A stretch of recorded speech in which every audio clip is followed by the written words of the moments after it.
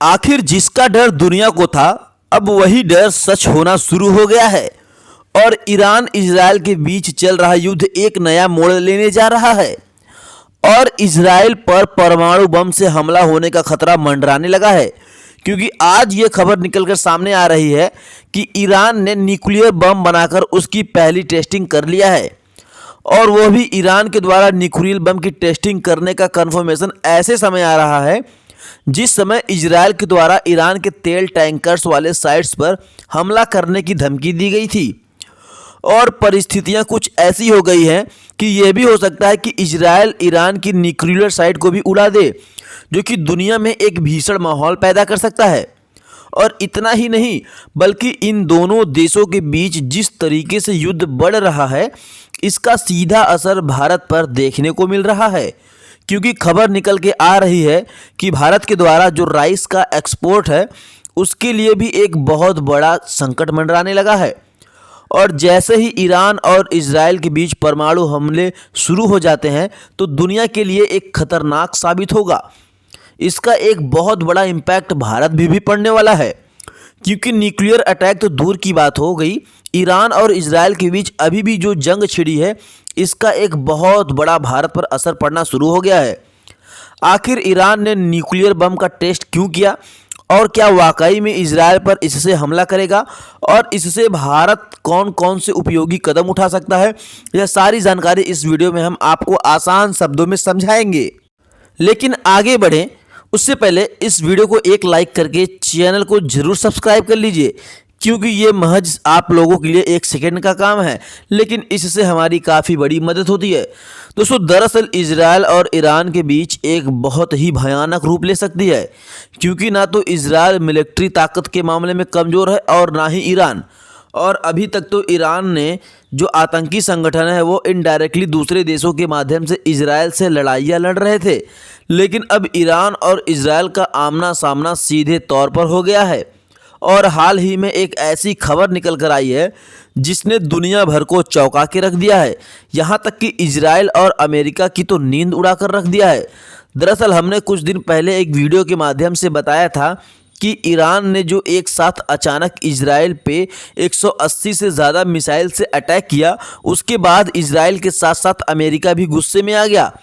इसलिए इजराइल और अमेरिका के प्रेसिडेंट जो बाइडेन के बीच यह बातचीत चल रही थी, जिसमें दोनों देश मिलकर ईरान के पूरे ऑयल इंफ्रास्ट्रक्चर को उड़ाने का प्लान बना रहे हैं।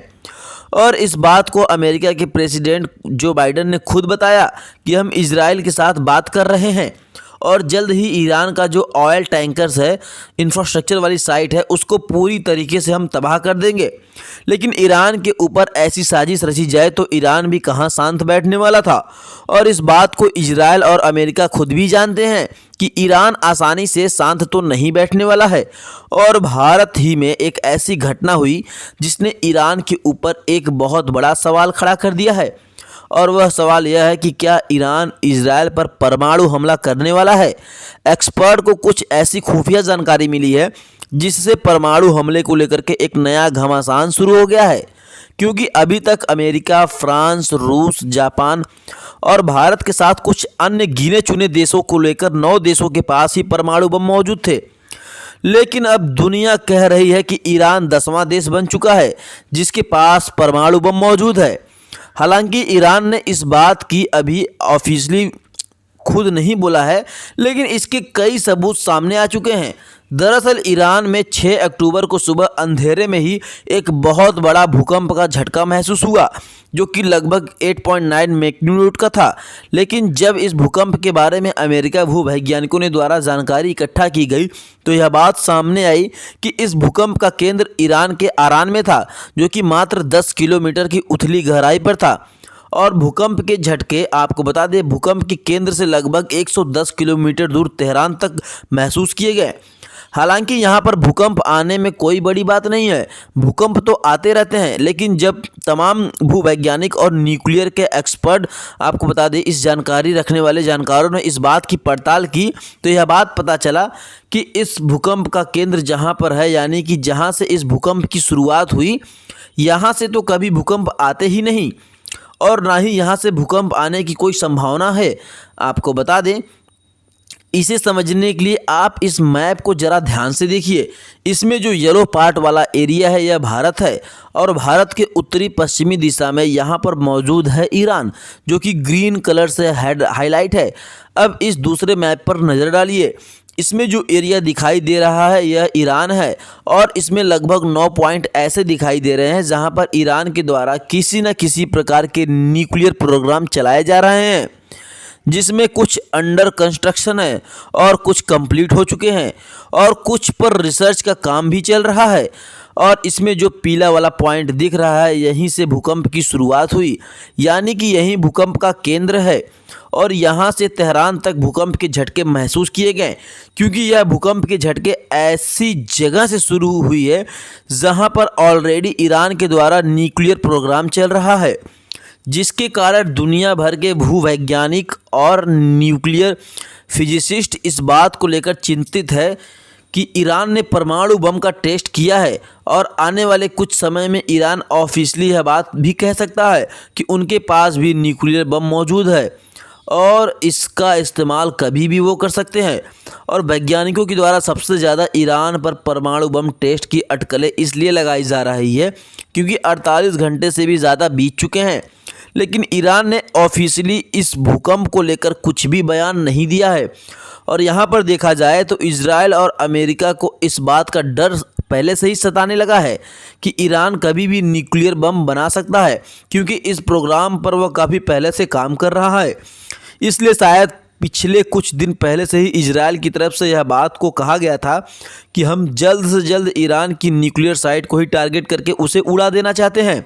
फिलहाल इसकी पूरी तरह से खुलासा तो कुछ दिन में हो ही जाएगा कि ईरान ने न्यूक्लियर बम बना लिया है या फिर नहीं, उनकी टेस्टिंग फेल हो गई या नहीं। अगर टेस्टिंग सफल होने पर ईरान परमाणु बम का गलत इस्तेमाल करता है तो इजराइल, अमेरिका और भारत ही नहीं बल्कि पूरी दुनिया के लिए काफ़ी ज़्यादा चिंता का विषय है और इसका इम्पैक्ट पूरी तरह से आपको बता दें पूरी दुनिया में देखने को मिलेगा। आपको बता दें ईरान इजराइल के बीच चल रहे युद्ध का बुरा प्रभाव भारत के राइस एक्सपोर्ट पर पड़ना शुरू हो गया है, क्योंकि भारत का जो राइस एक्सपोर्ट है उसका 25% हिस्सा अकेले ईरान में भेजा जाता है।